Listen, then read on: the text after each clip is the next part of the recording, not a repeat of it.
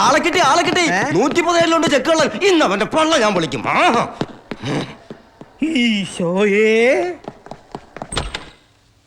എവിടെ അവൻ? നിന്റെ കെട്ടിയവൻ.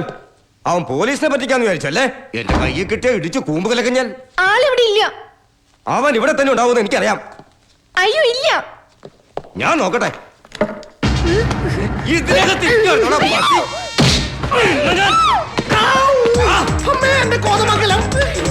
ഇതിലെ പോയിട്ട് പെട്ട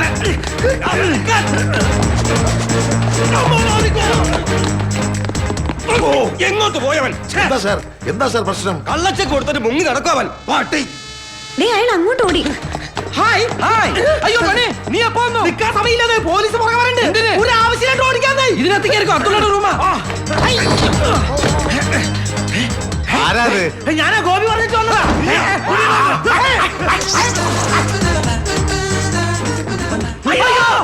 മണിയെ പോലെ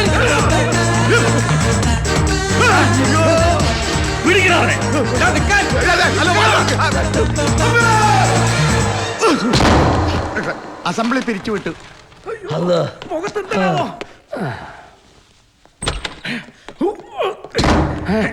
Who is that?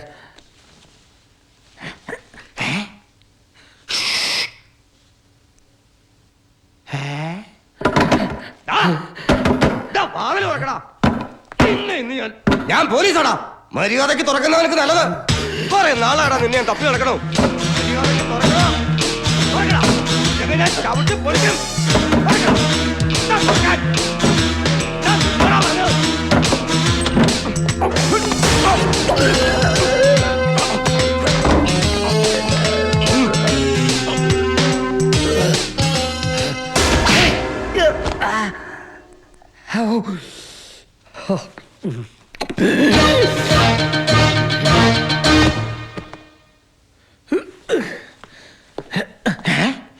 ഇതെപ്പോ വന്നു?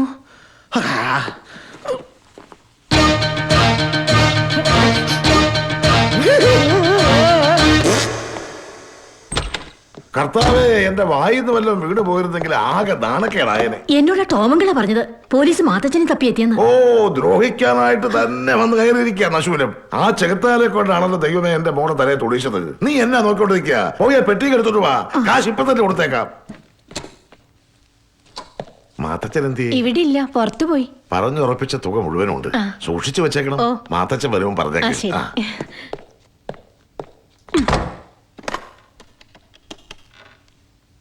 ഹലോ പ്രിൻസ് അല്ലേ? കാശ് മുഴുവൻ എന്റെ കയ്യിൽ വന്നിട്ടുണ്ട്. നമുക്ക് ഇവിടുന്ന് വേഗം പോണം. കാലത്ത് റെഡി ആയിരുന്നു. ആദ്യത്തെ വണ്ടിക്ക് തന്നെ നമുക്ക് സ്ഥലം വിടാം.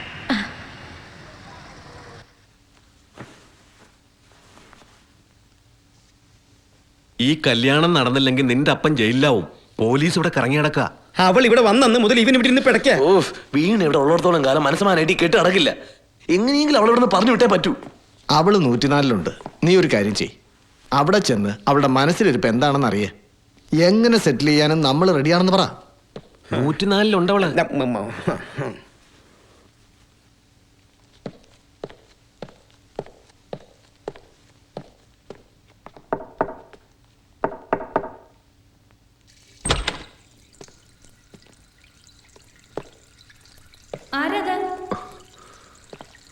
ഞാനാ ഫെലിക്സ്.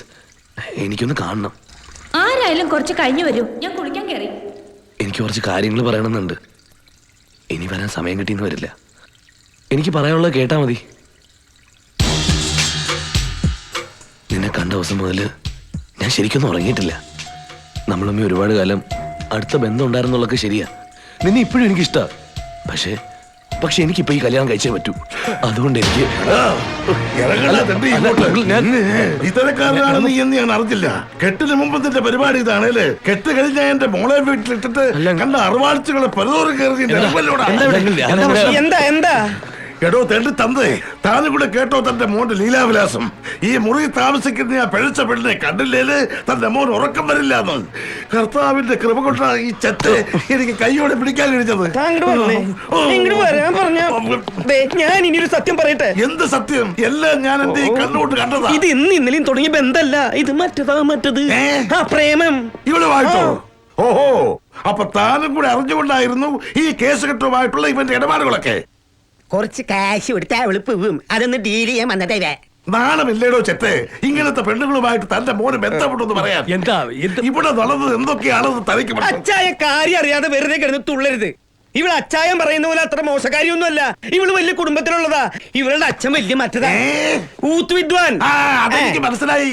ഇവരുടെ മോന്ത കണ്ട അറിയാം ഇവിടെ തന്ത ഊത്തുവാണെന്ന്. അങ്ങനത്തെ ഊത്തല്ലടോ. കച്ചേരിക്കൊക്കെ അങ്ങനെ നീളത്തിൽ ഓട്ടിട്ടിട്ട് ഹാർമോണിയത്തിൽ ഓട്ടില്ല. അതല്ല. എന്താ അതിന്റെ പേര്? തബല. ആ തബല. തബലയല്ല, ഇപ്പൊ പേര് എന്ത് കുന്തായാലും എനിക്കൊന്നുമില്ല. അതെന്താ തനിക്ക് കുന്തല്ലാണ്ടായെന്ന്? പപ്പ ഇവരെനിക്ക് അറിയില്ല. ഇനി ഇപ്പൊ നീ അവളെ അറിയില്ല എന്ന് പറഞ്ഞാലും ആരും വിശ്വസിക്കില്ല. എല്ലാം പുറത്തായില്ലേ? കുറച്ച് കാശ് കൊടുത്ത് പറഞ്ഞയക്ക്.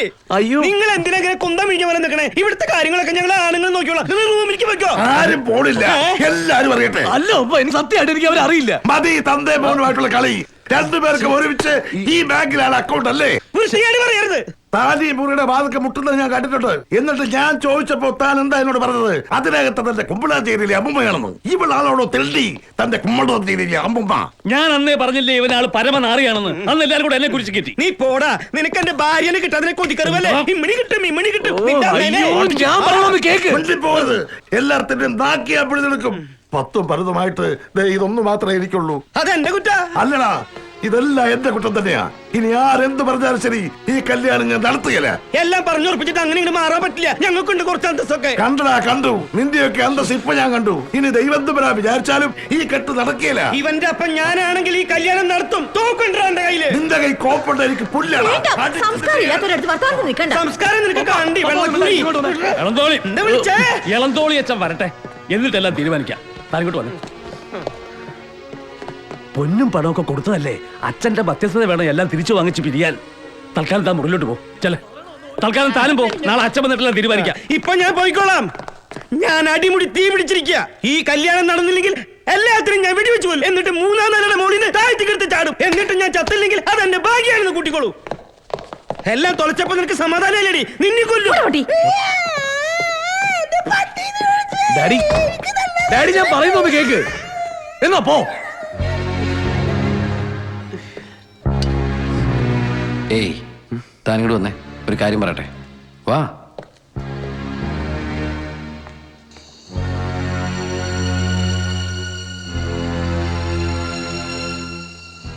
തന്നെ കിട്ടാനുള്ള തലയിലെടുത്ത് വീണയ്ക്ക. അതുകൊണ്ടാണ് കാര്യങ്ങൾ ഇങ്ങനെയൊക്കെ തീർന്നത്.